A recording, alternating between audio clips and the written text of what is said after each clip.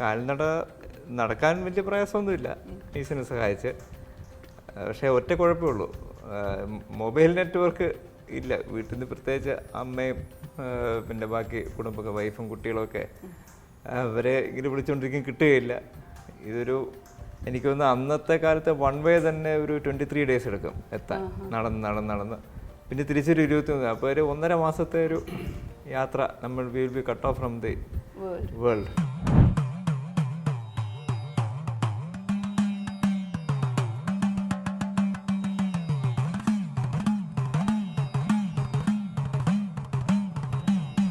ഇങ്ങനെയുള്ള യാത്രകളെന്ന് പറഞ്ഞാൽ നമുക്ക് ഒരു പ്ലാൻ ചെയ്ത് അല്ലെങ്കിൽ ഒരു അവിടെ ചെന്നാൽ എന്ത് പറ്റുമെന്നുള്ളത് നമുക്ക് അങ്ങനെ ചിന്തിക്കാൻ പറ്റത്തില്ല.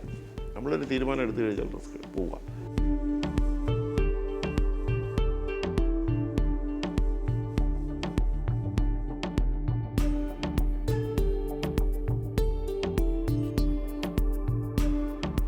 അധിക ദിവസം ട്രിപ്പ് പോകുന്നെന്ന് പറഞ്ഞപ്പോൾ തന്നെ ഞാൻ വളരെ ഇൻട്രസ്റ്റഡ് ആയിരുന്നു. പിന്നെ സാറും പിന്നെ തീർച്ചയായിട്ടും തമ്പുരാനും ഇവിടെ ഉള്ളതുകൊണ്ട് ഞാൻ വളരെ ഇൻട്രസ്റ്റഡ് ആയിട്ട് അവരുടെ കൂടെ പോയി. നമ്മുടെ ഇപ്പോഴത്തെ കേന്ദ്ര ഗവൺമെൻറ് അവരുടെ ഒരു നമ്മുടെ സുരക്ഷ ശക്തമാക്കുന്ന കൂട്ടത്തിൽ റോഡ് വെട്ടി. അങ്ങനെ ആണ് ലിപ്പുലെ പാസ് വരെ വണ്ടി പോകത്തക്ക റോഡ് ആക്കിയത്. അപ്പോഴാണ് പിന്നെ ഞങ്ങൾ നിശ്ചയിച്ചത് പോകാമെന്ന്. ഏത് പട്ടാള ക്യാമ്പിൽ പോയാലും സ്വാഭാവികമായിട്ട് ഒരു മലയാളിയെങ്കിലും കാണും. അപ്പോൾ അവരെ പക്ഷേ വളരെ ഹെൽപ്ഫുള്ളാണ്. അവർ വൈഫൈ വഴി വീട്ടിൽ വിളിക്കാൻ സംഭവിച്ചു. മണ്ണിടിച്ചിൽ ശരിക്കും കല്ല് ഇടിഞ്ഞു വീഴുമെന്ന് കേട്ടിട്ടേ ഉള്ളൂ, അന്നാണ് ശരിക്കും നേരിട്ട് കണ്ടത്. ടോട്ടലി അൺഎക്സ്പെക്റ്റഡ് ടെറൈൻസ് ആണ്. ഏത് നിമിഷവും പാറയിടിച്ചിലോ മലയിടിച്ചിലോ എന്ത് വേണമെങ്കിൽ വരാം. അപ്പോൾ അവർ പോകുന്നത് കണ്ടിട്ടാണ് ഞങ്ങൾ അപ്പുറത്തേക്ക് ചാടുന്നത്. അപ്പോൾ ഇങ്ങനെ ആദ്യം വേഗമായിട്ടൊക്കെ ഇങ്ങനെ പോയിട്ട് ഭയങ്കരമായ പാറയുടെ ഇടയിൽ കൂടെ അങ്ങ് വീഴാൻ. ഞാൻ തൊട്ട് പറയില്ലായിരുന്നു, പിടിച്ച് രക്ഷപ്പെടുത്താനും നോക്കിയായിരുന്നു, കൈവിട്ടുപോയി. നെറ്റ്വർക്കും നമ്മുടെ കണക്ഷൻസ് ഒന്നും ഇല്ലല്ലോ, മഹാദേവൻ തന്നെ ഉള്ളൂ. അദ്ദേഹം കാണിക്കും, അദ്ദേഹം തന്നെ തിരിച്ചുകൊണ്ടുപോകും. അത്രേ ഉള്ളൂ. അതെ, മഹാദേവനെ കണ്ട് നിശ്ചലം, വേറെ ഒന്നും പറയാനില്ല. ചില സ്ഥലത്ത് തലയിൽ വെച്ചോണ്ടും പോയി. ഓരോ ക്ലിക്കും ഓരോ ഫ്രെയിമാണ്. അത് എങ്ങനെ എടുത്താലും ഭംഗിയാണ് ഹിമാലയ. വണ്ടി സ്കിഡ് ചെയ്ത് വരുമ്പോൾ ഞാൻ ഫ്രണ്ടിരുന്ന് ഞാൻ ആദ്യം ചാടി, ഇവർ എൻ്റെ പുറകെ ചാടി. പിന്നെ അയാളെ ഒരു കല്ല് കൊണ്ട് ഇടിച്ച് നിർത്തി. പിന്നെ നാഭി കഴിഞ്ഞ് മുകളിലോട്ട് തന്നെ വലിയ കുഴപ്പമില്ല. നമ്മളെ മലകളുടെ മുകളിലായി കഴിഞ്ഞു. മുകളിൽ നിന്ന് ഇനി പാറ വീഴുന്ന വലിയൊരു പേടിക്കണ്ട. പക്ഷെ നാഭി വരെ എത്തുന്നതാണ് ഏറ്റവും റിസ്ക്. കാടും മഞ്ഞും മലയും കടന്നൊരു യാത്ര, അങ്ങനെ ഒരു യാത്ര ആഗ്രഹിക്കാത്തവരായി ആരും തന്നെ ഉണ്ടാവില്ല. അതുപോലെയുള്ളൊരു യാത്രയുടെ വിശേഷങ്ങളാണ് നമ്മൾ ഇന്നിവിടെ കേൾക്കാൻ പോകുന്നത്. നമ്മുടെ കൂടെയുള്ളത് തിരുവിതാംകൂറിൻ്റെ ഇളമുറത്തമ്പുരാനായ ശ്രീ ആദിത്യവർമ്മയും മലയാള മനോരമ ചീഫ് ഫോട്ടോഗ്രാഫറും ഫോട്ടോ എഡിറ്ററുമായ ശ്രീ ജയചന്ദ്രൻ സാറുമാണ്. അവർ പോയ ആദി കൈലാസത്തിൻ്റെ വിശേഷങ്ങളും രസകരമായ അനുഭവങ്ങളുമൊക്കെയാണ് നമ്മളോടൊപ്പം ഇന്ന് പങ്കുവയ്ക്കുന്നത്. നമുക്ക് ആദ്യം തന്നെ ഈ ഷോയിലേക്ക് അവരെ വെൽക്കം ചെയ്യാം. Welcome to the show. യാത്ര ഒരുപാട് ഇഷ്ടപ്പെടുന്ന ആളുകളാണെന്നറിയാം. എന്താണ് ആദി കൈലാസം ഒരു യാത്രയ്ക്ക് വേണ്ടി തിരഞ്ഞെടുത്തത്?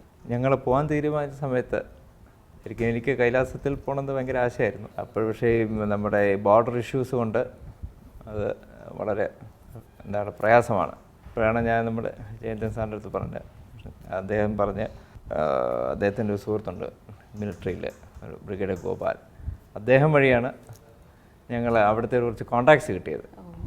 പിന്നെ ആദി കൈലാസം എന്ന് പറയുന്നത് ഇന്ത്യയിൽ തന്നെയാണ്. അപ്പോൾ ഇന്ത്യ ഒന്ന് പോയി കളയാന്ന് വിചാരിച്ചു, ആഗ്രഹം വന്നുപോയി. അങ്ങനെ പറഞ്ഞപ്പോൾ എന്താ സാർ ആദ്യം മനസ്സിൽ തോന്നിയത്? എന്താ?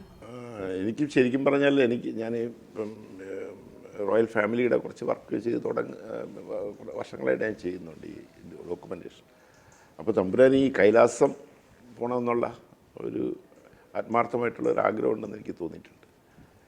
അപ്പോൾ കൈലാസം എന്തായാലും കഴിഞ്ഞ 4 വർഷമായിട്ട് ചൈന ബ്ലോക്ക് ചെയ്തിട്ടുണ്ട്, അപ്പം ഇന്ത്യ ബോർഡർ. പിന്നെ നേപ്പാൾ വഴിയൊക്കെ പോയെങ്കിലും റിസ്ക്കാണ്. അപ്പോൾ അതുകൊണ്ട് അപ്പം അങ്ങനെ തമ്പുരാൻ പറഞ്ഞപ്പോഴത്തേക്കാണ് ഞാൻ ആദി കൈലാസം ഇപ്പോഴും കരിച്ചിൽ ഗവൺമെൻറ് ഓഫ് ഇന്ത്യ തന്നെ 2018 ഈ ആദി കൈലാസത്തിലേക്കുള്ള യഥാർത്ഥത്തിൽ റൂട്ട് തരപ്പെടുത്തി, ഈ ദർച്ചുല വഴി. അപ്പോൾ അത് ആദി കൈലാസത്തിൽ ചെന്ന് മുട്ടുന്നു പർവ്വതവും. അപ്പോൾ ഓൾമോസ്റ്റ് കൈലാസവും ആദി കൈലാസവും കാഴ്ചയിൽ ആദി കൈലാസം കുറച്ച് ചെറുതാണെന്നേ ഉള്ളൂ, മറ്റേ ഇതൊരു വലിയ ഇലാബറേറ്റ്. ഒരുപാട് പേർക്ക് ഒരു കൺഫ്യൂഷൻ ഉണ്ടാവുന്ന കാര്യമാണ് അല്ലേ, ഈ ആദി കൈലാസവും ടിബറ്റിലെ കൈലാസവും തമ്മിലുള്ളൊരു വ്യത്യാസം. പക്ഷേ അത് യഥാർത്ഥ കൈലാസം നമുക്ക് കാണുമ്പോഴത്തേക്ക് വേറൊരു പ്രത്യേകതയുണ്ട്. ബട്ട് ആ യഥാർത്ഥ കൈലാസം എന്ന് പറയുന്ന ആ രൂപം രണ്ടും ഓൾമോസ്റ്റ് ഈക്വലാണ്. ഇത് ഇങ്ങനെ ഒരു യാത്ര പറഞ്ഞപ്പോൾ അതിന് തുടക്കം എങ്ങനെയായിരുന്നു, ഒരു പോകാനുള്ള ഒരു പ്ലാനൊക്കെ എങ്ങനെയായിരുന്നു നിങ്ങൾ? തമ്പുരാനോട് പറഞ്ഞപ്പം ഞാനിപ്പം ഡൽഹി വരെ പോകുമ്പോഴത്തേക്ക് ബുദ്ധിമുട്ടില്ല, ഞങ്ങൾ പോയി കഴിഞ്ഞാൽ. കാരണം ഇതെന്ന് പറയുന്നത് നമുക്ക് ഇങ്ങനെയുള്ള യാത്രകളെന്ന് പറഞ്ഞാൽ നമുക്ക് ഒരു പ്ലാൻ ചെയ്ത് അല്ലെങ്കിൽ ഒരു അവിടെ ചെന്നാൽ എന്ത് പറ്റുമെന്നുള്ള നമുക്ക് അങ്ങനെ ചിന്തിക്കാൻ പറ്റത്തില്ല. നമ്മളൊരു തീരുമാനം എടുത്തു കഴിഞ്ഞാൽ റിസ്ക് പോവുക.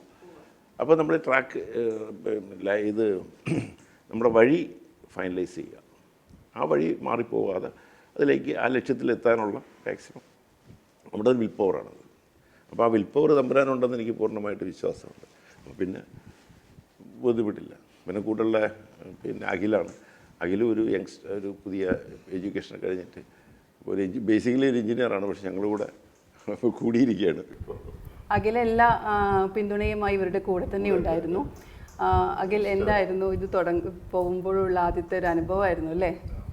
അപ്പോൾ എങ്ങനെയായിരുന്നു മനസ്സിൽ തോന്നിയത് ആദ്യം തന്നെ ഒരു ആദി കൈലാസത്തേക്കുള്ള യാത്രയിൽ? ഇങ്ങനെ ഒരു ആഗ്രഹം ഇവർ പറഞ്ഞപ്പോൾ കൂടെ പോകാമെന്നുള്ളൊരു ആഗ്രഹം എങ്ങനെയാണ് വന്നത്? ആദി കൈലാസം ട്രിപ്പ് പോകുന്നത് പറഞ്ഞപ്പോൾ തന്നെ ഞാൻ വളരെ ഇൻട്രസ്റ്റഡ് ആയിരുന്നു.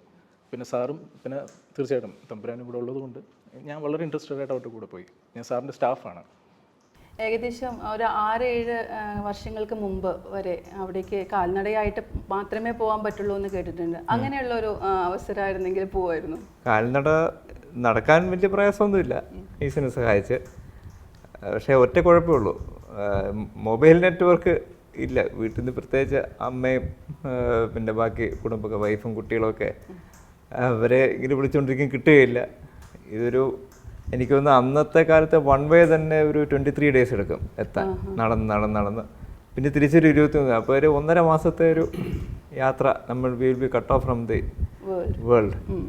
അപ്പോൾ അതുകൊണ്ടാണ് പിന്നെ അങ്ങനെ ഞാൻ നെറ്റിലിങ്ങനെ നോക്കിക്കൊണ്ടിരിക്കുക. അങ്ങനെയാണ് 2018-19 കാലഘട്ടത്തിൽ നമ്മുടെ ഇപ്പോഴത്തെ കേന്ദ്ര ഗവൺമെൻറ് അവരുടെ ഒരു നമ്മുടെ സുരക്ഷ ശക്തമാക്കുന്ന കൂട്ടത്തിൽ റോഡ് വെട്ടി. അങ്ങനെ ആണ് ലിപ്പുലേ പാസ് വരെ വണ്ടി പോകത്തക്ക റോഡ് ആക്കിയത്. അപ്പോഴാണ് പിന്നെ ഞങ്ങൾ നിശ്ചയിച്ച് പോകാമെന്ന്. ഉയരത്തിലേക്ക് എത്തുമ്പോഴേക്കും നെറ്റ്വർക്കിന്റെ കുറവൊക്കെ ഉണ്ടാവില്ല? നെറ്റ്വർക്ക് ഇല്ലാന്ന് തന്നെ പറയാം. നെറ്റ്വർക്ക് ദാർചുല എന്ന് പറഞ്ഞ സ്ഥലത്ത് നിന്ന് ഒരു 12 കിലോമീറ്റർ കഷ്ടിച്ച് പോയി കഴിയുമ്പോഴത്തേക്ക് ഇന്ത്യൻ നെറ്റ്വർക്ക് തീരും. പിന്നെ ഒരു 4 കിലോമീറ്റർ അല്ലെങ്കിൽ മാക്സിമം 5 കിലോമീറ്റർ നേപ്പാൾ നെറ്റ്വർക്ക് കിട്ടും. അതിനെ പിന്നെ ഇല്ല.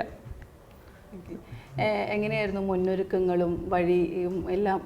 കുറച്ച് അതിനായിട്ടുള്ള പ്ലാനിങ് ഒക്കെ ഉണ്ടാവുമായിരിക്കും. പ്ലാനിങ് അല്ല, കാര്യം നമ്മുടെ അവിടുത്തെ നമ്മുടെ ഒരു ഇത് അറേഞ്ച് ചെയ്യുന്ന ഒരു മോഡറേറ്റർ ഉണ്ടായിരുന്നു. പിന്നെ ഞങ്ങളുടെ കൂടെ ഒരാളെ അദ്ദേഹം തന്നെ ഏർപ്പാട് ചെയ്തിരുന്നു. അപ്പോൾ അദ്ദേഹം നമുക്കൊരു ഐഡിയ തന്നിട്ടുണ്ടായിരുന്നു. പിന്നെ അവിടുത്തെ കളക്ടറുമായിട്ട് ഞങ്ങൾ മീറ്റ് ചെയ്തു. അപ്പോൾ അതിലുള്ള എൻട്രി ഇച്ചിരി കാര്യം പ്രത്യേകിച്ച് ആ സാഹചര്യത്തിൽ നമ്മൾ ബോർഡർ ഏരിയയിലേക്ക് പോകുമ്പോഴത്തേക്ക് കുറച്ച് റെസ്ട്രിക്ഷൻസ് ഉണ്ടാവും ആർമിയുടെയൊക്കെ. അപ്പോൾ അതിനുള്ള പെർമിഷനൊക്കെ അവർ തന്നിട്ട് അവർ ഫോളോ ചെയ്ത് അല്ലെങ്കിൽ അവർ പറഞ്ഞ അനുസരിച്ചിട്ടാണ് ഞങ്ങൾ പോകുന്നത്. ഇപ്പോൾ ഇന്ന സ്ഥലത്ത് അല്ലെങ്കിൽ അപ്പോൾ വഴിയിൽ പോകുമ്പോഴത്തേക്ക് ഈ 68 കിലോമീറ്റർ എന്ന് പറയുന്നത് ഈ കാളിഗന്ദകി നദി പിന്നെ ഓംപർവ്വതത്തിൽ നിന്ന് ഉത്ഭവിച്ചിട്ട് ദർച്ചുലയിൽ വരെ വരുന്നതാണ്. അതിനുശേഷം പിന്നെ നാട്ടിലൂടെ ഒഴുകിയിട്ട് ഗംഗയിൽ ചേരുകയാണ് ചെയ്യുന്നത്. അപ്പോൾ ഏകദേശം 68 കിലോമീറ്റർ നമ്മൾ പിന്നെ നദിയുടെ കരയിലൂടെ പോകുന്നത്, കാളിഗന്ദകി നദിയുടെ.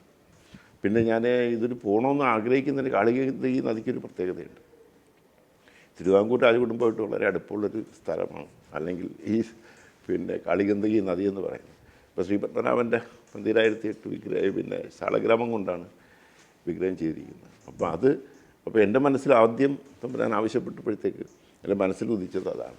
എങ്ങനെ ഒരു യാത്രയെക്കുറിച്ച് സംസാരിച്ചപ്പോൾ ആ പോകുമ്പോഴുണ്ടാകുന്ന വിഷ്വൽസ്, സാറിൻ്റെ വിഷ്വൽസും സ്റ്റിൽ ഫോട്ടോഗ്രാഫ്സും ഒക്കെ ജീവൻ തുടിക്കുന്നവയാണെന്ന് അറിയാം. അപ്പോൾ ആ മനസ്സിൽ ഡിസൈൻ ചെയ്തിട്ടുണ്ടായിരുന്നോ എന്തൊക്കെ ഫോട്ടോഗ്രാഫ്സ് ചെയ്യണം എന്നുള്ളതൊക്കെ?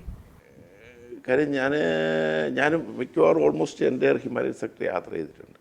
അപ്പോൾ ഇവിടെ പോകുമ്പോഴത്തേക്ക് ഞാൻ അതിന് മുമ്പ് തന്നെ അതിൻ്റെ ഒരു ഇത് സ്റ്റഡി നടത്തിയിട്ട് നമ്മൾ ഡിസ്കസ് ചെയ്തിരുന്നു. പിന്നെ കാണുന്നതങ്ങ് എടുക്കുക എന്നുള്ളതാണ്. പിന്നെ കാണുന്നത് നമുക്കിപ്പോൾ പോകുമ്പോഴത്തേക്ക് ഒരു ചൊല്ലുണ്ടല്ലോ, ഈ നദി വീണ്ടും ഒഴുകില്ല. അപ്പോൾ അതുപോലെ നമ്മൾ കണ്ണിന് കാഴ്ച കാണുന്ന ഒരു ലൈഫുള്ള എല്ലാ വിഷ്വൽസും നമ്മൾ എടുത്തെടുത്ത് പോകുന്നു. ഇപ്പോൾ തമ്പുരാൻ്റെ ക്യാമറയുണ്ട്, തമ്പുരാനാണ് ഏറ്റവും കൂടുതൽ എടുക്കുന്ന. എൻ്റെ കയ്യിലുണ്ട്, അഖിലിൻ്റെ കയ്യിലുണ്ട്. അപ്പോൾ ഞങ്ങൾ 3 പേരും എടുത്തെടുത്ത് അപ്പോൾ ചിത്രീകരിക്കുക എന്നുള്ള ഞങ്ങളുടെ ഒരു മനസ്സിൻ്റെ ഒരു ബേസിക് ഇതാണ്. അപ്പോൾ തമ്പുരാനും അതേ ആ ഒരു മനസ്സുള്ള ആളാണ്. അപ്പോൾ ഇതിൽ ഏറ്റവും വലിയതെന്ന് പറഞ്ഞാൽ നമ്മൾ കാളികന്ദകിയുടെ ഉത്ഭവ സ്ഥലത്തും അവിടുന്ന് ഉണ്ടാകുന്ന സാളഗ്രാമശീലകളെ കാണാനും, അപ്പോഴും ഞങ്ങൾക്ക് ഓരോ സ്റ്റെപ്പ് ചെയ്യുമ്പോഴും ശ്രീ പത്മനാഭൻ്റെ ഓർമ്മകളിങ്ങനെ അവിടെ തന്നെ ഒരു ശംഖിൻ്റെ മുദ്രയുണ്ടാകും പാറയിൽ, ഒരു ഈ പൂന്ന വഴിക്കുള്ള പർവ്വതത്തിൻ്റെ.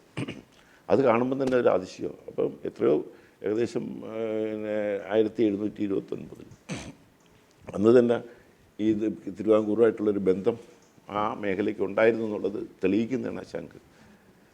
അപ്പോൾ അപ്പോൾ നമ്മളെക്കാളും കൂടുതലായിട്ട് ഒരു പക്ഷേ അന്ന് തിരുവിതാംകൂറുമായിട്ടുള്ളൊരു ബന്ധം നേപ്പാളും ആ ഏരിയയായിട്ട് ഉണ്ടായിരുന്നു എന്നുള്ളതാണ്. പിന്നെ കൂടാതെ ഞാൻ ഈ നേപ്പാൾ അവസാനത്തെ രാജാവിൻ്റെ കിരീടധാരണത്തിന് ഞാനവിടെ ഉണ്ടായിരുന്നു. മാസ് കില്ലിങ്ങിന് ഉണ്ടായിരുന്നതിന് ശേഷം ഉണ്ടായിരുന്നു. അത് ആ കിരീടധാരണ ചടങ്ങ് ഞാൻ പകർത്തുകയും കാണുകയും ചെയ്തിരുന്നു. ശരിക്കും പറഞ്ഞാൽ തിരുവിതാംകൂർ രാജാവിൻ്റെ കിരീടം എങ്ങനെയാണോ അത് തന്നെയാണ് അദ്ദേഹത്തിൻ്റെ കിരീടം, സെയിമാണ്. ഏകദേശം ഫോർമാറ്റും ആ വേഷവും ഒക്കെ തന്നെ ചിത്രരത്ന മഹാരാജാവിൻ്റെ അതേ രൂപം തന്നെയാണ് ഇപ്പോഴത്തെ ഏറ്റവും പുതിയ രാജാവിൻ്റെ വേഷവും ഒക്കെ തന്നെ. അപ്പോൾ നമ്മളുമായിട്ടപ്പോൾ എത്രയോ നമുക്ക് ഇന്ന് ചിന്തിക്കാൻ പറ്റത്തില്ല, ഒരു യാത്രാ സൗകര്യമില്ല. അല്ലെങ്കിൽ അന്ന് നമ്മളുമായിട്ടുള്ള ബന്ധമെന്ന് പറയുന്നത് അത് പിന്നെ തമ്പുരാനുമായിട്ടുള്ള ഒരു അനുഭവം വീണ്ടും എത്രയോ നൂറ്റാണ്ടുകൾക്ക് ശേഷം ഉണ്ടായി എന്നുള്ള ഒരു തൃപ്തി എൻ്റെ മനസ്സിലുണ്ട്. ഇത്ര ബുദ്ധിമുട്ടൊക്കെ ഉള്ള വഴിയൊക്കെ താണ്ടിയിട്ട് ഇങ്ങനെ പോകണം എന്നുള്ളൊരു ആഗ്രഹം വീട്ടിൽ പറഞ്ഞപ്പോൾ എൻ്റെ കൊട്ടാരത്തിൽ പറഞ്ഞപ്പോൾ പോണോ, പിന്നെ കൈലാസം എന്ന് പറഞ്ഞപ്പോൾ പിന്നെ വേണ്ടാന്ന് പറയാനും ഒക്കില്ല. വേണ്ടാന്ന് പറയാനും എന്തായാലും പോണോ, പ്രയാസമല്ലേ, എന്താണ് ഇതിനൊക്കെ പറ്റുമോ, നടക്കാൻ പറ്റുമോ. നമുക്ക് ടോട്ടലി അൺഎക്സ്പെക്റ്റഡ് ടെറൈൻസ് ആണ്. ഏത് നിമിഷവും പാറയിടിച്ചിലോ മലയിടിച്ചിലോ എന്ത് വേണമെങ്കിൽ വരാം. അതുപോലെ ഞങ്ങൾ മലയിടിച്ചിൽ വന്നിട്ടും ഞങ്ങൾ നടന്ന് അടുത്ത വണ്ടിയിൽ കയറി വീണ്ടും നടന്നു. അങ്ങനെ അങ്ങോട്ട് പോയപ്പോഴും നടന്നു, ഇങ്ങോട്ട് വന്നപ്പോഴും നടന്നു. ഇങ്ങോട്ട് വന്നപ്പോൾ ഒരു ദിവസം വണ്ടിക്കകത്ത് കയറി കിടക്കാനും ഉള്ളൊരു ഭാഗ്യമുണ്ടായി. പക്ഷേ സുഖമായിട്ട് ഉറങ്ങി. നദിയുടെ ശബ്ദം മാത്രമുണ്ട്. മുഴുവൻ അപ്രതീക്ഷിതമായിട്ട്. ഞങ്ങൾ അവിടെ ജോളിംഗോങ് എന്ന് പറഞ്ഞാണ് ബേസ് ക്യാമ്പ് ഏറ്റവും. പിന്നെ അവിടുന്ന് പിന്നെ മുകളിലോട്ട് നടക്കണം ഒരു 2.5 കിലോമീറ്റർ. അവിടെ നിന്നാണ് നമ്മൾ കൈലാസം കിട്ടുന്നത്, ദർശനം കിട്ടുന്നത്. മഴക്കാറായിരുന്നു, എന്നാലും ഒരു 10-40 സെക്കൻഡത്തേക്ക് ദർശനം കിട്ടി. അവിടെ പോയപ്പോൾ എല്ലാം മറക്കാൻ പറ്റാത്ത അനുഭവങ്ങളായിരിക്കും എന്നറിയാം. പക്ഷേ പ്രിൻസിന് മറക്കാൻ പറ്റാത്തൊരു അനുഭവം എന്തായിരുന്നു? ഈ ആദ്യമായിട്ട് കൈലാസം ആ ഒരു 10-40 സെക്കൻഡ് കണ്ട ആ ഒരു അനുഭവം. പിന്നെ നമുക്ക് അവിടെ നിൽക്കണം എന്ന് പറഞ്ഞാൽ അധികം നിൽക്കാൻ ഒക്കില്ല. ഈ കാറ്റ് -5 ഡിഗ്രീസാണ്. ഇങ്ങനെ സൂചി കുത്തുന്ന പോലത്തെ നല്ല തണുപ്പാണ്. സാധാരണ ആൾക്കാർ ഈ ഇത്രയും ഹൈ ഓൾട്ടിറ്റ്യൂഡ് പോകുമ്പോൾ നിന്നാണ് പോകുന്നത്. ഞങ്ങൾ ദാർച്ചുല ഒറ്റയടിയിലങ്ങ് പോയി, നേരെ പോയി. അപ്പോൾ എനിക്ക് അന്ന് ചെറിയ തലവേദന ഉണ്ടായിരുന്നു. പിന്നെ തിരിച്ചു വന്നപ്പോഴാണ് മനസ്സിലായത് അത് ഇതായിരുന്നു, മൗണ്ടൻ സിക്നെസ് ആയിരുന്നു. ഓക്സിജൻ കുറഞ്ഞിട്ട് നമ്മൾ പതുക്കെ ഒരു ദിവസം താമസിച്ചിട്ട് പോയെങ്കിൽ നമ്മൾ ആ കാലാവസ്ഥയുമായിട്ട് ഇണങ്ങിയാണ്. അതെ. ഇനിയിപ്പോൾ പോകുമ്പോൾ അടുത്ത പ്രാവശ്യം ഇനി പോകുമ്പോൾ ഇതൊക്കെ പഠിച്ചേ പോകും. ഇനിയിപ്പോൾ ഒരു പ്രാവശ്യം പോയോണ്ട് നമുക്ക് ഇനി അറിയാം എങ്ങനെ പോകണമെന്ന്. എങ്ങനെയായിരുന്നു കൊട്ടാരത്തിലൊക്കെ ആയിട്ടുള്ള കമ്മ്യൂണിക്കേഷനൊക്കെ? നെറ്റ്വർക്ക് ഒന്നും ഇല്ലെങ്കിൽ നെറ്റ്വർക്ക് എല്ലാവരും 5 കിലോമീറ്ററും പട്ടാള ക്യാമ്പുണ്ട്. അപ്പോൾ ഏത് പട്ടാള ക്യാമ്പിൽ പോയാലും സ്വാഭാവികമായിട്ട് ഒരു മലയാളിയെങ്കിലും കാണും. അപ്പോൾ അവരെ പക്ഷേ വളരെ ഹെൽപ്ഫുള്ളാണ്. അവർ വൈഫൈ വഴി വീട്ടിൽ വിളിക്കാൻ സമ്മതിച്ചു. അങ്ങനെ ഓരോ സ്ഥലത്തും ഞങ്ങൾ ദിവസവും 24 മണിക്കൂർ ഒരു നേരം നമ്മൾ വിളിക്കും, ഇവിടെ എത്തി, ഇന്ന സ്ഥലത്തെത്തി, കുഴപ്പമില്ല. അല്ലെങ്കിൽ ഒരു രക്ഷയില്ല, ഒന്നും കിട്ടില്ല, ഇലക്ട്രിസിറ്റി പോലും ഇല്ല. ആദ്യ കൈലാസത്തേക്ക് പോകുന്നതിനേക്കാളും ഒരുപാട് ബുദ്ധിമുട്ടുണ്ട് സർ ടിബറ്റിലെ കൈലാസത്തേക്ക് പോകാൻ. എന്താണ് കരിച്ചിൽ നമ്മളിപ്പോൾ പോയ റൂട്ടിലാണെന്നുണ്ടെങ്കിൽ ഗവൺമെൻറ് ഓഫ് ഇന്ത്യ ഇപ്പോൾ പുതുതായിട്ട് ചൈനയായിട്ടുള്ള എഗ്രിമെൻ്റ് പേരിലാണ് ഈ റൂട്ട് ക്ലിയർ ചെയ്തിരിക്കുന്നത്. അപ്പോൾ എന്തായിരുന്നാലും ഇതിൽ പോയേ പറ്റത്തുള്ളൂ. പോയിട്ട് പിന്നെ അവിടെ നിന്ന് നല്ല സ്ട്രെയിറ്റ് റോഡാണ് 70 കിലോമീറ്റർ. നമ്മളിപ്പോൾ പോയ ദർച്ചുല വഴിയുള്ള റോഡ്.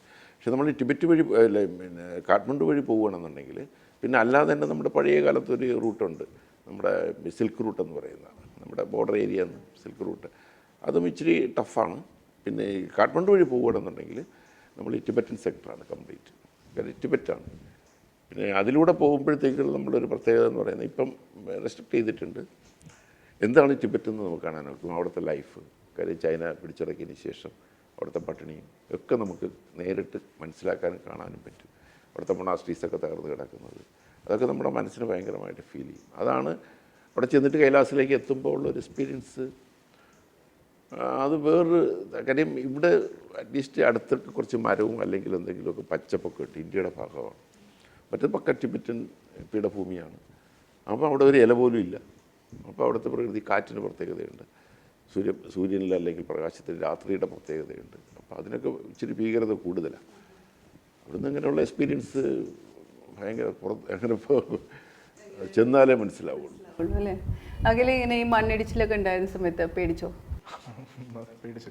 ഇതിലിപ്പം പ്രത്യേകം പറയാവുന്ന ഒരു ഇൻസിഡൻറ്റ് എന്ന് പറയുന്നത്, നമ്മൾ തിരിച്ചു വരുന്ന വഴിക്ക് ഈ റൂമിൻ്റെ 2 റൂമിൻ്റെ വലിപ്പമുള്ള വലിയ ബോൾഡേഴ്സ് തിരിച്ച് വീണ് കിടന്നു. അപ്പം നമുക്ക് അപ്പുറത്തെ സൈഡിലായി കഴിഞ്ഞാൽ വീക്സ് എടുക്കും ഇപ്പുറത്ത് വരാൻ, കാരണം അത് ക്ലിയർ ചെയ്ത് വരാൻ കുറേ സമയം എടുക്കും. അപ്പം നമുക്ക് ചെയ്യാൻ കഴിയുന്നത് ഒന്നുകിൽ അതിൻ്റെ പുറത്തൂടെ കയറി പോവുക, അല്ലെങ്കിൽ അതിൻ്റെ അകത്തൂടെ ചെറിയ ഹോൾസ് ഉണ്ട്, എങ്ങനെയെങ്കിലും അതിൽ കൂടെ സ്ക്വീസ് ചെയ്ത് അകത്തൂടെ കയറി അപ്പുറത്ത് പോവുക. അവസാനം നമ്മൾ ബാഗൊക്കെ ഊരി ആ ചെറിയ ഹോളിൽ കൂടെ സ്ക്വീസ് ചെയ്ത് എങ്ങനെയൊക്കെയോ അതിൻ്റെ ഇടയിൽ കൂടെ ഇപ്പുറത്ത് ചാടി. അതായിരുന്നു എൻ്റെ ജീവിതത്തിലെ ഏറ്റവും പേടിച്ച ഒരു അനുഭവം. അപ്പോൾ ആ മണ്ണിടിച്ചിൽ ശരിക്കും കല്ല് ഇടിഞ്ഞു വീഴുമെന്ന് കേട്ടിട്ടേ ഉള്ളൂ, അന്നാണ് ശരിക്കും നേരിട്ട് കണ്ടത്. മുന്നേ യാത്രകളൊക്കെ ചെയ്തിട്ടുണ്ടായിരുന്നു? ഇല്ല, ഇതുപോലെ അല്ല, ഇവിടെ യാത്ര ഇഷ്ടപ്പെടുന്ന ആളാണ് ഒരാൾ പോയി അവിടെ കൈലാസത്തിലൊക്കെ പോയി വന്ന ഒരാളാണ്. അപ്പോൾ അഖില എങ്ങനെയാണ്? ഇങ്ങനത്തെ യാത്രകളൊന്നും ഞാൻ ചെയ്തിട്ടില്ല, ആദ്യമായിട്ടാണ്. പിന്നെ തമ്പുരാൻ്റെ ഒപ്പം എന്ന് പറയുമ്പോൾ ഓഫ്കോഴ്സ് ഒരു ലക്കി ആയിട്ടുള്ളൊരു കാര്യമാണ്, അതുകൊണ്ടാണ് ഞാൻ കൂടെ പോയത്. സാറും കൂടെ ഉണ്ട്. പക്ഷേ തിരിച്ചു വന്ന ആ ഒരു അനുഭവം വല്ലാതെ ഇതാക്കി. ഗൈഡൻസിനൊക്കെ ആളുണ്ടായിരുന്നോ? ഗൈഡ് ഞങ്ങളെ ടൂർ ഓപ്പറേറ്റർ ലക്ഷ്മൺ കുട്ടിയാൽ, അപ്പോൾ അദ്ദേഹം തന്നെ ഒരു ഗൈഡിനെ വിട്ടു തന്നിരുന്നു. അതിൻ്റെ പേര് നത്തൂർ സിംഗ്.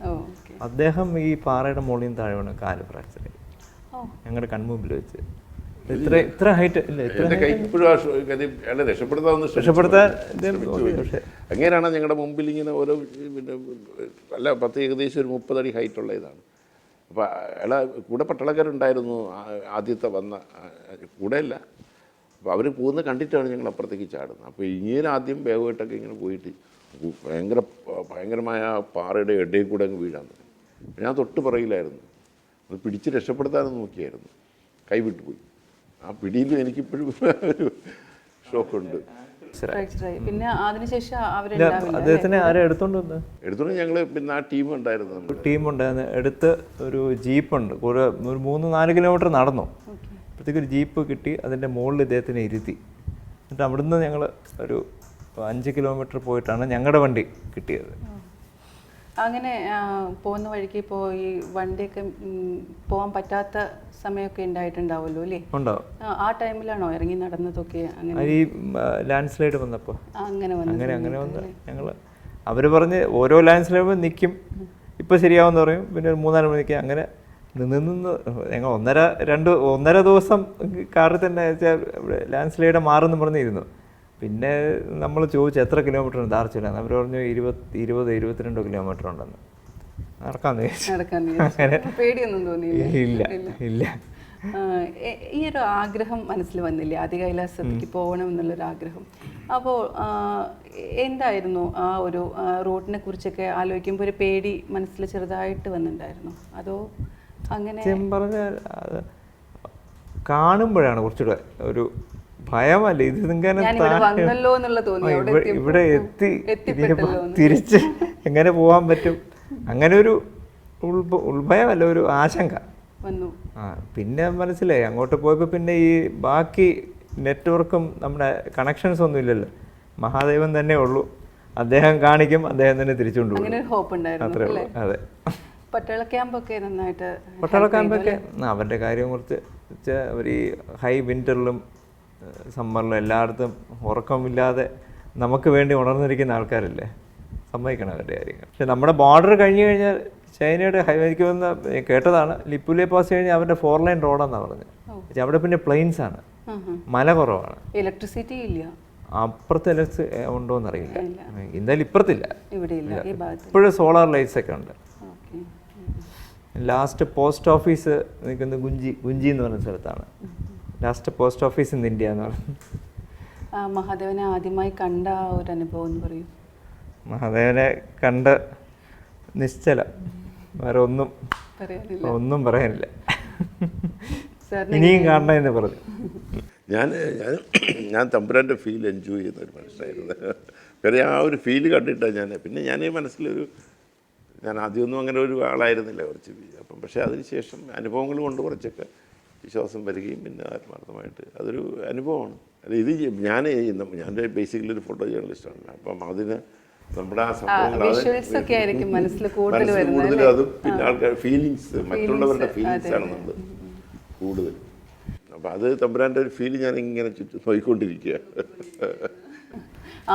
അതുപോലെ തന്നെ ആ പുസ്തകത്തിൽ അതുപോലെ തന്നെ പകർത്തി വെച്ചിട്ടും ഉണ്ടല്ലോ, അത് നന്നായിട്ട്. അല്ല, എനിക്ക് അവസാനം പേടിയായത് ഈ അഖിൽ പറഞ്ഞതുപോലത്തെ അവസാനത്തെ ലാൻഡ് സ്ലൈഡ് ഞങ്ങൾ അവിടെ നിന്ന് കഴിഞ്ഞാൽ അതിനേക്കാളും അപകടമാണ്. അപ്പോൾ രാത്രിയിലും ആയി വരുന്നു. അപ്പോൾ ഇവിടുന്ന് പ്രിൻസസ് തന്നെ ഭയങ്കര പ്രശ്നം ഉണ്ടാക്കുന്നു, രാത്രി യാത്രയില്ലെന്നൊക്കെ പറഞ്ഞിട്ട്. പക്ഷേ ഞങ്ങൾ അവിടെ നിന്ന് കഴിഞ്ഞാൽ രാത്രിയിൽ ഏത് അപകടം, എപ്പോഴാണ് അപകടം ഉണ്ടാവുക, എപ്പോഴാണ് തകർന്ന് വീഴുന്നതെന്നൊന്നും പറയാൻ പറ്റത്തില്ല. പക്ഷെ അതിൽ നിന്ന് രക്ഷപ്പെട്ട് ഞങ്ങൾ വരുന്ന സീൻ എനിക്ക് എടുക്കാനും പറ്റില്ല. പക്ഷെ ഒരു പിക്ചർ ഞാൻ എടുത്തിട്ടുണ്ടായിരുന്നു.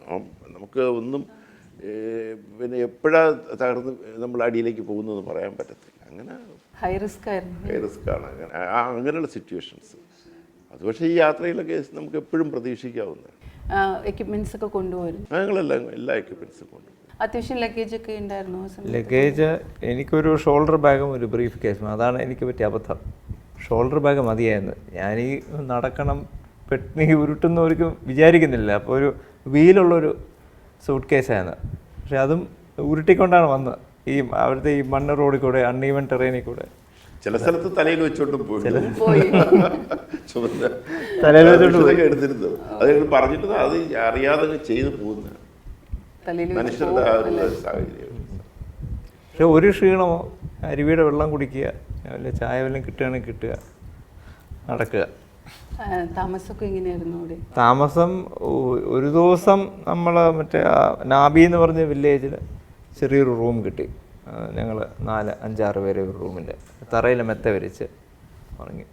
പിന്നത്തെ ദിവസം വണ്ടിക്കകത്താണല്ലോ. പക്ഷെ അവിടെ മുകളിലോട്ട് പോകുമ്പോൾ ഈ ചെറിയ ഹോം സ്റ്റേസ് പോലെയാണ്. അത് വലിയ കുഴപ്പമില്ലായിരുന്നു. പോയതിൽ വെച്ച് ഏറ്റവും ഭംഗിയുള്ളൊരു സ്ഥലം ഏത്? അത് ഏത് പോകുന്ന ആ റൂട്ടുകളിൽ എല്ലാം ഭംഗിയുള്ളതായിരിക്കും അല്ലേ? ഇനി എന്ന കാര്യം ആ കാഴ്ച ഇനി നമുക്ക് ഹിമാലയൻ കാഴ്ച പിന്നെ എവിടെ നോക്കിയിരുന്നാലും അതിൻ്റെ ഒരു ഭംഗിയുണ്ടാവും. നമ്മൾ അവിടെ നിന്നിട്ട് പിന്നെ നാഫിൽ നിന്നാണ് ഒരു കാഴ്ച നമ്മൾ പുലർച്ചെ കണ്ടത്. ഒരു നേപ്പാളിലെ പിന്നെ ഇതിന് ഓരോ സെക്ടറിനും ഓരോ പ്രത്യേകതയുണ്ട്. കാര്യം നമ്മളിപ്പോൾ ഇത്രയും 22,800 കിലോമീറ്റർ ലെങ്ത്താണ് ഹിമാലയത്തിനുള്ളത്. അപ്പോൾ നമ്മൾ ഓരോ സെക്ടറിൽ പോകുമ്പോഴത്തേക്കും അതിൻ്റേതായ ഓരോ ഡിഫറെൻ്റ് ആയിട്ടുള്ള ഫീലുണ്ടാവും. ഓരോ ക്ലിക്കും ഓരോ ഫ്രെയിമാണ്. അത് എങ്ങനെ എടുത്താലും ഭംഗിയാണ് ഹിമാലയം. യാത്രയുടെ തുടക്കം പറയാമോ? എവിടുന്ന് തൊട്ടിട്ട് പിന്നെ ആദി കൈലാസം എത്തിയ വരെയുള്ളത് ഒന്ന് ഷോർട്ടായിട്ട്. തിരുവനന്തപുരത്ത് നിന്ന് ഫ്ലൈറ്റ് ഡൽഹി. പിന്നെ നമ്മൾ ആദ്യം താമസിച്ച അൾമോറ അല്ലേ, അൾമോറ. പിന്നെ പിത്തോഗർ എന്ന് പറഞ്ഞ സ്ഥലം. ശരിക്കും ഇപ്പോഴും കറക്റ്റ് എങ്ങനെയാത് പ്രൊണൗൺസ്, പിത്തോഗർ എന്ന് പറയും, പിത്തഡോഗർ എന്നും പറയും. എന്നാൽ ആ സ്ഥലം കഴിഞ്ഞ് നമ്മൾ ദാർച്ചുലയിൽ താമസിച്ചു. അന്ന് വൈകിട്ട് അവിടെ ഹനുമാൻ ക്ഷേത്രവും അവിടെ 3 അമ്പലങ്ങളിൽ പോയി. അവിടെ നിന്നാണ് പിന്നെ നമ്മുടെ ജീപ്പ്. ഞങ്ങൾ ഈ 4 വീലെന്ന് വിചാരിച്ചാണ് പോയത്. പക്ഷെ ഒരു ചെളിയിൽ വണ്ടി പുറമോട്ട് സ്കിറ്റ് ചെയ്തപ്പോഴാണ് മനസ്സിലായത് അത് 2 വീലായിരുന്നു. പിന്നെ അവിടെ നമ്മൾ വണ്ടിയില്ല ഒതുക്കിയിട്ടിട്ട് താക്കോൽ ആർമിയെ ഏൽപ്പിച്ചിട്ട് അവിടെ ഭാഗ്യത്തിന് കിട്ടുകയും അത് രാത്രിയിലായി, സന്ധ്യ ഇരുട്ടായി. എങ്ങനെ ആരെ വിളിക്കും, ചാടി രക്ഷപ്പെടുകയും ചെയ്തു. വണ്ടി സ്കിറ്റ് ചെയ്ത് വരുമ്പോൾ ഡോർ ഞാൻ ഫ്രണ്ടിൽ നിന്ന് ഞാൻ ആദ്യം ചാടി, ഇവർ എൻ്റെ പുറകെ ചാടി. പിന്നെ അയാളെ ഒരു കല്ല് കൊണ്ട് ഇടിച്ച് നിർത്തി. ഡ്രൈവറുടെ ഒരു ആത്മാർത്ഥത. അത് കഴിഞ്ഞിട്ട് വേറൊരു വണ്ടി പോയി, ഒരു 4 വീലുള്ള വണ്ടി ശരിക്കുള്ള. അതിൽ പോയിട്ട് ഈ നാബി എന്ന് പറഞ്ഞിട്ട് താമസിച്ചു. പിറ്റേ ദിവസം രാവിലെ അതേ വണ്ടി തന്നെ ജോളിങ്കോങ്. ഭംഗിയൊക്കെ ഉണ്ട്, പക്ഷെ എല്ലാം ഈ കൊച്ചു കെട്ടിടങ്ങളാണ്, ചെറിയ കെട്ടിടങ്ങൾ. ആളുകളൊക്കെ എങ്ങനെയായിരുന്നു? ഹെൽപ്പ് ചെയ്തിട്ടുണ്ടായിരുന്നു അവിടെയുള്ള ആളുകൾ? കുഴപ്പമില്ല, സ്നേഹമുള്ളത്, വേറെ കുഴപ്പമൊന്നുമില്ല. ഭാഷ മാത്രം ഹിന്ദി കുറേയൊക്കെ മനസ്സിലാവും. പിന്നെ എല്ലാ ഈ മിലിറ്ററിയുടെ ഒരു കൺട്രോളാണ് ആ ഏരിയ മുഴുവൻ. അതുകൊണ്ട് പിന്നെ വലിയ കുഴപ്പമില്ല. പിന്നെ അവിടുത്തെ ലോക്കൽ കൾച്ചർ കുറച്ച് വേറെയാണ്, നമ്മുടെ കൾച്ചർ പോലെയല്ല. വൈകുന്നേരം ആയി കഴിഞ്ഞാൽ അവരുടെ ഒരു മൂഡ് വേറെയാണ്. പിന്നെ അത് കഴിഞ്ഞ് എപ്പോഴാണ് ആദ്യ അത് കൈലാസത്തിലേക്ക് അത് കഴിഞ്ഞ് പിറ്റേ ദിവസം രാവിലെയാണ് പോയത്. രാവിലെയാണ്. രാവിലെ ഒരു 8 മണിക്ക് തിരിച്ചു. 26 കിലോമീറ്റർ. 26 കിലോമീറ്റർ. 26 കിലോമീറ്റർ 3 മണിക്കൂർ എടുക്കും. 3 മണിക്കൂർ ഏകദേശം. അതെ, തോന്നിയിരുന്നു ആ സമയത്ത് അത്രയും എടുക്കാറുണ്ടോ എടുക്കും. അതോ ക്ലൈമറ്റിനനുസരിച്ച്? അല്ലല്ല, റോഡ് അങ്ങനത്തെ അത് കണ്ടാലേ മനസ്സിലാവും. മനസ്സിലാവും. ചിലയിടത്ത് റോഡും അരുവിയെല്ലാം ഒന്നാണ്. പിന്നെ നാഭി കഴിഞ്ഞ് മുകളിലോട്ട് തന്നെ വലിയ കുഴപ്പമില്ല. നമ്മൾ മലകളുടെ മുകളിലായി കഴിഞ്ഞു. മുകളിൽ നിന്ന് ഇനി പാറ വീഴുന്ന വലിയൊരു പേടിക്കണ്ട. പക്ഷെ നാഭി വരെ എത്തുന്നതാണ് ഏറ്റവും റിസ്ക്. നാഭിയിൽ നിന്ന് 2 ഡയറക്ഷനാണ്. ഒന്ന് കോമ്പർവതും ഈ കലാപ്പനി നദി ഉത്ഭവിക്കുന്ന സ്ഥലം ഏകദേശം ഒരു 9 to 12 കിലോമീറ്റേഴ്സാണ്. പിന്നെയാണ് ഒന്ന് മാറുന്നത് ഈ ആദികൈലാസത്തിലേക്ക്. ആദികൈലാസത്തിൽ നിന്ന് പിന്നെ ഒരു ആദികൈലാസത്തിന്റെ ഭാഗം തന്നെയാണോ? തന്നെയാണ് രണ്ടും. പക്ഷെ നദി ട്രക്കിങ്ങിന് വരുന്നവരൊക്കെ ഓംപർവ്വതത്തിലേക്കും പോവാറുണ്ട് പോയ അവിടെ പോയിട്ടാണ്, അല്ലെങ്കിൽ അത് അടുത്താണ്, അല്ലെങ്കിൽ ഓംപർവ്വതത്തിൽ നിന്നാണ് പിന്നെ കൈലാസത്തിലേക്ക് പോകുന്നത്. Border area. ഞാൻ കിട്ടിയ ഭാഗ്യം എന്ന് പറഞ്ഞാൽ ഇത് കഴിഞ്ഞ് 1 വർഷം കഴിഞ്ഞിട്ടാണ് പ്രൈം മിനിസ്റ്റർ അവിടെ ചെന്നിട്ട് ആദികൈലാസ ദർശനം നടത്തുന്നത്. അതേ സ്ഥലത്ത് വെച്ച് തന്നെ ഞാനൊരു പടം എടുത്തിട്ടുണ്ട്, അതേ പൊസിഷനിൽ നിന്നിട്ട്. ഞങ്ങൾ രണ്ടുപേരും ഒരേ സ്ഥലത്ത്. ഇപ്പോൾ കൈലാസം എന്ന് പറയുന്നത് നമ്മുടെ ഒരു ഭാരതീയൻ്റെ ഒരു വീക്ക്നെസ് അല്ലേ. അപ്പോൾ അവിടെ പോകാൻ പറ്റാത്തതുകൊണ്ട് ഇനി ആദ്യ കൈലാസിൽ പോവാം, ആർക്ക് വേണോ എപ്പോൾ വേണോ പോവാം. പ്രൈം മിനിസ്റ്റർ പറഞ്ഞത് എനിക്ക് ഒരിക്കലും മറക്കാൻ പറ്റാത്ത ഒരു യാത്ര എന്നാണ് അല്ലേ? അങ്ങനെ ഒരു അനുഭവം തന്നെയല്ലേ ഇപ്പോൾ ഉണ്ടായത്? സംശയമില്ലാത്ത കാര്യമല്ലേ. അവിടെ വരുന്ന ഡിവോട്ടീസിനുള്ള ഫെസിലിറ്റീസ് എന്തൊക്കെയാണ്? ഫെസിലിറ്റീസ് പിന്നെ ഈ ചെറിയ ഗ്രാമങ്ങളുണ്ട്. ഇപ്പോൾ ഗ്രാമങ്ങളെന്ന് പറയുന്നത് വിൻ്റർ ആയി കഴിഞ്ഞാൽ എല്ലാവരും താഴേക്ക് പോവുകയാണ്. അവിടെ സ്കൂളും മറ്റു കാര്യങ്ങളൊന്നുമില്ല. ഈ 68 കിലോമീറ്റർ. അപ്പോൾ ഓരോ ഗ്രാമീണർ അവിടെ തന്നെ ചെന്നിട്ട് ഓരോ സ്ഥലങ്ങളിൽ ചെന്നിട്ട് സെറ്റിൽ ചെയ്യും. ഈ ടൂറിസ്റ്റുകൾ വരുന്നവരൊക്കെ അപ്പോൾ അവിടെ നിന്നുള്ള ഇൻകം ജനറേറ്റിംഗ് കൃഷി നടത്തും. പക്ഷേ വിൻ്റർ ആകുമ്പോഴേ അത് എല്ലാ സെക്ടറിലും അങ്ങനെയാണ്. ഇപ്പം യമുനോത്രി ആയിക്കോട്ടെ, ഗംഗോത്രി ആയിക്കോട്ടെ, കേദാർ, ബദ്രി, എല്ലായിടത്തും ഈ ഗ്രാമീണരാണ് ആ പിന്നെ വിൻ്റർ കൊണ്ട് കഴിയുമ്പോഴത്തേക്ക് ഒളിച്ചു നിന്നിട്ട് വരുന്നവർക്കുള്ള സംവിധാനങ്ങൾക്ക് അവർ ചെയ്യും. കൃഷി അവിടെ ചെയ്യും. അവിടെ നിന്നുള്ള ഏണിങ്സ് എടുത്തിട്ട് വിൻ്റർ ആകുമ്പോൾ താഴെ ഇറങ്ങും. അതേസമയം അവരുടെ കുട്ടികളൊക്കെ പഠിക്കുന്ന അടിവാരത്തിൽ ഇപ്പോൾ ഇവിടെ ഇതാണെങ്കിൽ ദർച്ചിലയിലാണ് കുട്ടികളൊക്കെ പഠിക്കുന്ന സ്കൂളും മറ്റു കാര്യങ്ങളും. അപ്പോൾ അങ്ങനെയുള്ള അപ്പം ഇവർ ഇതിന് പ്ലാൻ ചെയ്തിട്ടാണ്. പിന്നെ നമ്മുടെ അവസാനത്തെ ഗ്രാമം നമ്മുടെ പിന്നെ കുട്ടി ഗ്രാമത്തിലും ഒരുപാട് റെസ്ട്രിക്ഷൻസ് ഒക്കെ ഉണ്ട്. കുന്തി ദേവി അവസാനമായിട്ട് പോയ ഒരു ക്ഷേത്രമൊക്കെ ഉണ്ട്. അവിടെ സ്ത്രീകൾക്ക് പ്രവേശനമില്ല എന്നൊക്കെ ഉള്ള സംവിധാനങ്ങളൊക്കെ ഉണ്ട്. അങ്ങനെയൊക്കെയുള്ള ചില സങ്കല്പങ്ങളൊക്കെ ഞങ്ങൾക്ക് കാണാൻ പറ്റുന്നുണ്ടായിരുന്നു. അപ്പോൾ നമുക്ക് റെസ്പോൺസ് അവർ നമ്മൾ ടൂറിസ്റ്റുകൾ അല്ലെങ്കിൽ പിന്നെ പിൽഗ്രിംസിനെ പോലെ തന്നെയാണ് അവർ നമ്മളെ കാണുന്നത്. എല്ലാ സൗകര്യങ്ങളും ചെയ്ത് തരും. പോപ്പുലേഷൻ കുറവാണല്ലോ അല്ലേ? കുറവാണ്. അപ്പോൾ സ്കൂൾസും കാര്യങ്ങളൊക്കെ ഉണ്ട് അവിടെ. ദർച്ചിലയിലുണ്ട്. ഈ 68 കിലോമീറ്റർ ആ സെക്ടറിൽ കാണത്തില്ല. കാര്യം ഈ വിൻ്റർ ആകുമ്പോഴത്തേക്ക് കംപ്ലീറ്റ്. പിന്നെ ഈ ഡിപ്പെൻഡബിൾ ഇനി ഉണ്ടായിക്കൂടാന്നില്ലേ റോഡൊക്കെ ആയതിനു ശേഷം. അത് എല്ലാ സെക്ടറും അതാണ്. ഇപ്പം നമ്മളിപ്പം പിന്നെ തവാങ്ങിലേക്ക് അരുണാചൽ പ്രദേശ് പോയി കഴിഞ്ഞാലും പാസേജ് എന്ന് പറയുന്നത് 2 ദിവസം യാത്ര ചെയ്യേണ്ടതാണ്. ഇപ്പം റോഡൊക്കെ ചെയ്യുന്നുണ്ട്. ഇപ്പം at present government of India എല്ലാ സെക്ടറിലേക്കും റോഡ് വെട്ടുന്നുണ്ട്, ബോർഡറിലേക്ക്. ഇപ്പോഴാണ് ഉണ്ടായത്. അഖിൽ, അവിടെയുള്ള ഒരു രസകരമായ നിമിഷങ്ങൾ എന്തെങ്കിലും പറയാമോ? ഒരു പേടിപ്പെടുത്തുന്ന നിമിഷം പറഞ്ഞു, നമുക്ക് രസകരമായ ഒരു നിമിഷം കൂടി പറയാം. അങ്ങനെ രസകരമായിട്ടില്ല എല്ലാം. ഒബ്വിയസ്ലി നമ്മൾ ഡിവോട്ടീസ് ആയിട്ടാണ് പോയത്. രസകരമായിട്ട് ഒന്നുമില്ല.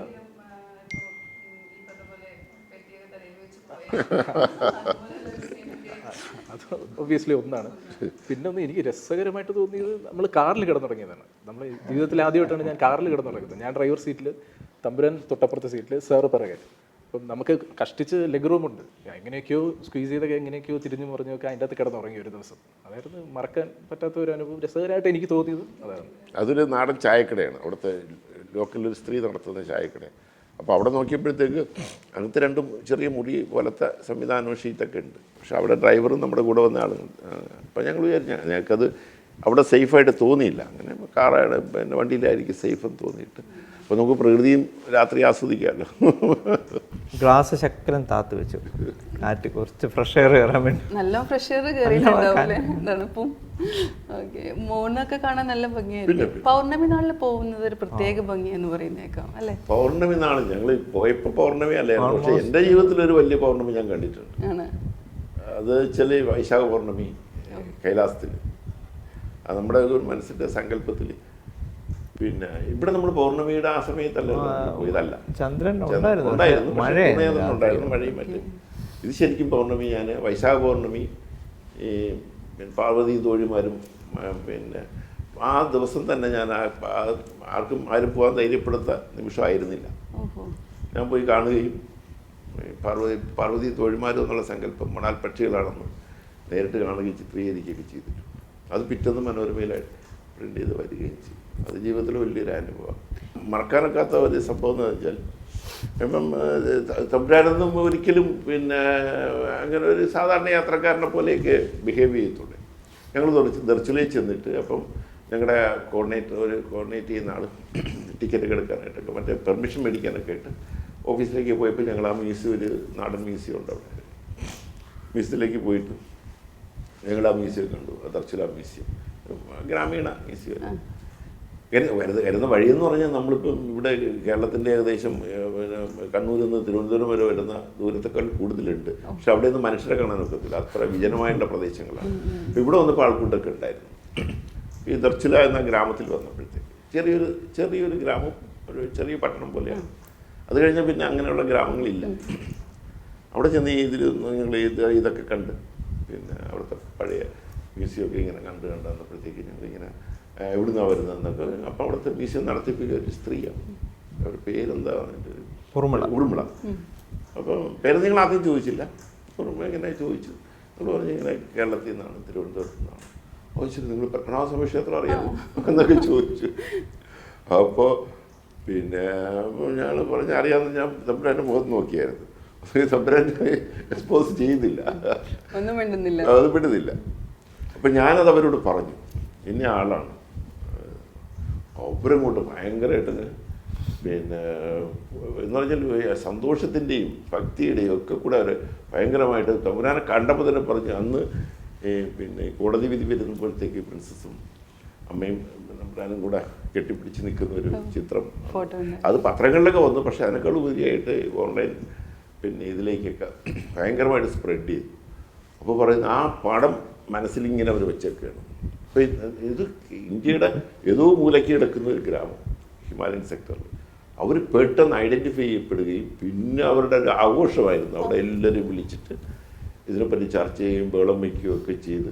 കാര്യം ഇത് നമുക്കിപ്പോൾ നമുക്ക് കേരളത്തിൽ ഇരുന്നു കൊണ്ട് ഒരിക്കൽ പോലും അങ്ങനെ സങ്കല്പിക്കാൻ പറ്റില്ല.